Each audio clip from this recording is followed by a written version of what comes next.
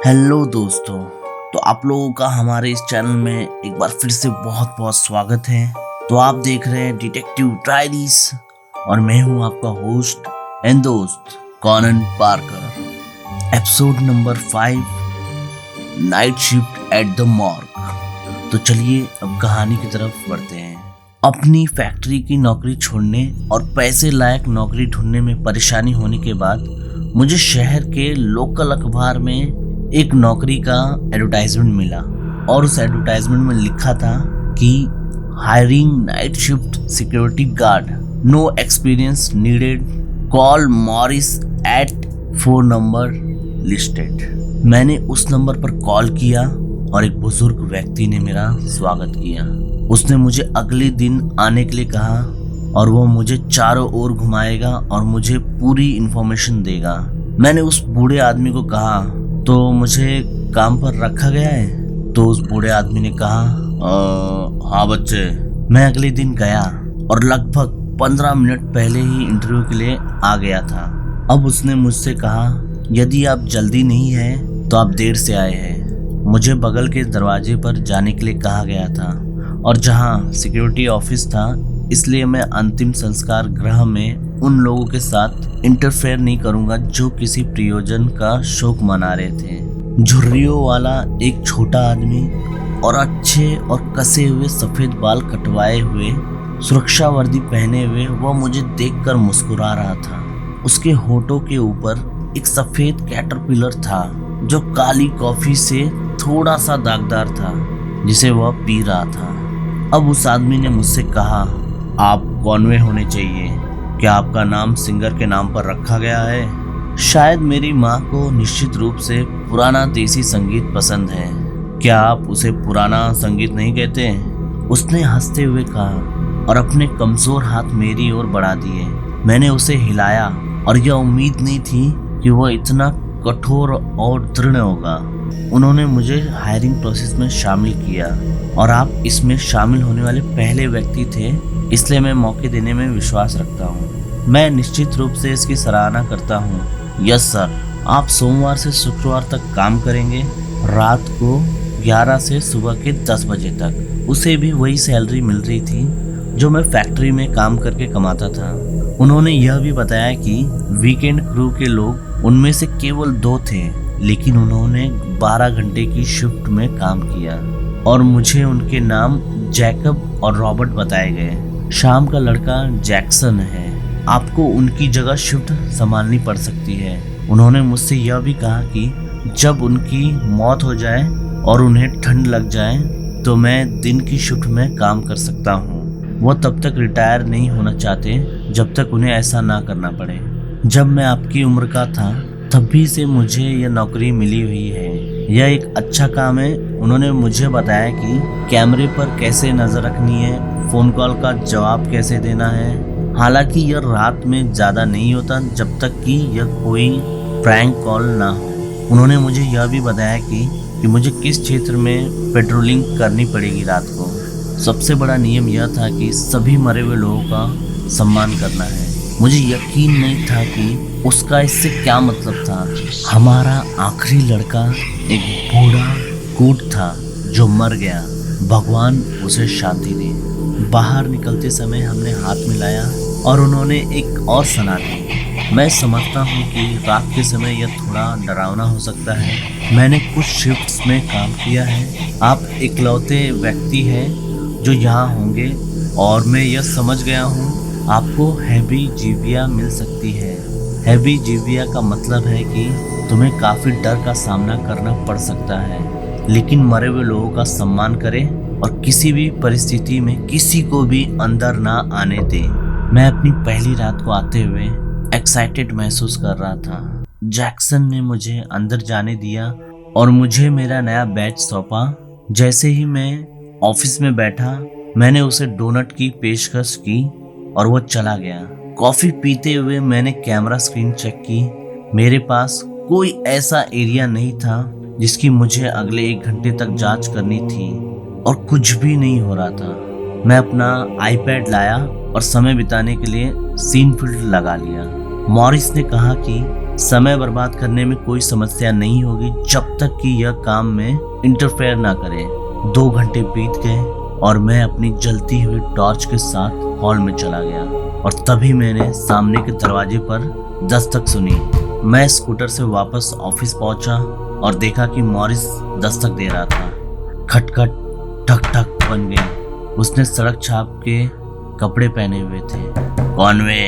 खुल जाओ बच्चे, मुझे इसकी जरूरत है। मैं दरवाजे तक जाता हूँ और उससे बोलता हूँ, मैं तुम्हारे लिए क्या कर सकता हूँ? सुनो, मुझे अंदर आने की जरूरत है, मैं अपनी दवा भूल गया हूँ। मैंने कहा, कौन सी दवा?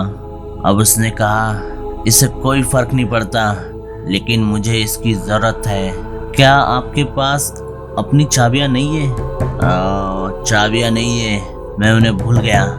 मुझे याद आया कि उसके ऑफिस की चाबी उसकी चाबी के छल्ले से जुड़ी हुई थी, जिसमें उसके घर, ट्रक और अन्य चीजों के लिए चाबी भी थी। मैंने अब उससे कहा, तुम यहाँ कैसे आए हो? मेरी गाड़ी में। आपकी कार का रंग क्या है? क्या? मैंने कहा, आपकी कार किस रंग की है? काला। आप कार नहीं चलाते, आपके पास एक लाल ट्रक है।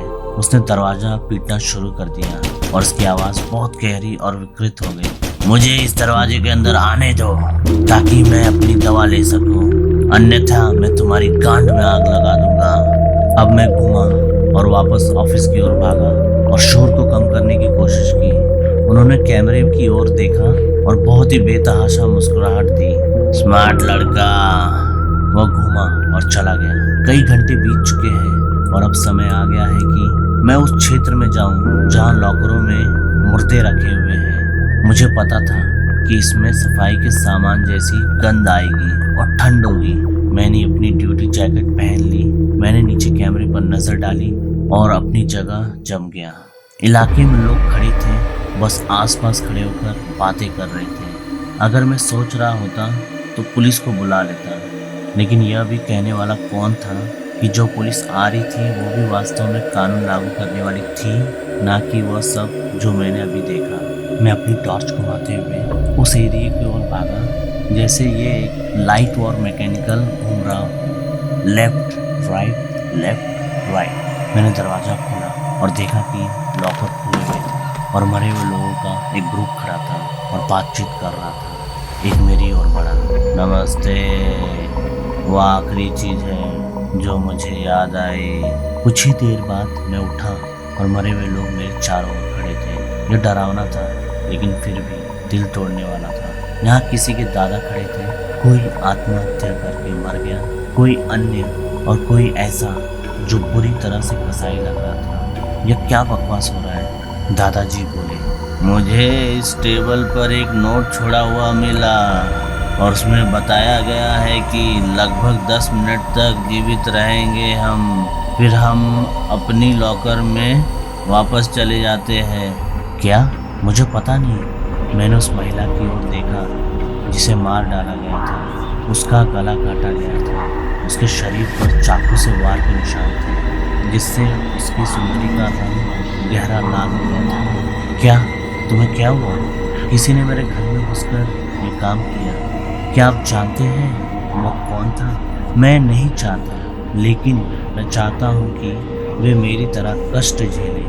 उसने उस आदमी का वर्णन करना शुरू किया जिसके काले और छोटे बाल थे, लेकिन उसकी बाह पर एक सांप का टैटू भी था। उसके पास जेल की गर्दन पर एक टैटू भी था, जिसे देखकर उसे समझ नहीं आया कि यह क्या है। बाकी लोग आसपास खड़े होकर सुन रहे थे। वे अपने जीवन के बारे में बड़बड़ाने लगे और अपने अंतिम समय का आनंद लेने लगे। मेरी घड़ी में सुबह के 4 बजते हैं और वे सभी लोग अपने लॉकर में वापस चले जाते हैं, जैसे कि उनके पैर उन्हें ऐसा करने के लिए मजबूर कर रहे हो। मैंने दौड़कर निकल जाने के बारे में सोचा। मैंने यह सुनिश्चित करने के लिए कैमरे की जांच की कि सामने के दरवाजे पर कोई नहीं है, लेकिन यह जोखिम के लायक नहीं लगा। मैंने शिफ्ट खत्म कर दी। जैसे ही सुबह के 7 बजे मॉरिस ने अपनी चाबियां खोली और मेरी पीठ थपथपाई। वह एक कप कॉफी पी रहा था। ठीक है बच्चे, चलो इस सब के बारे में बात करते हैं। तो आज की कहानी यहीं पर ख़त्म होती है।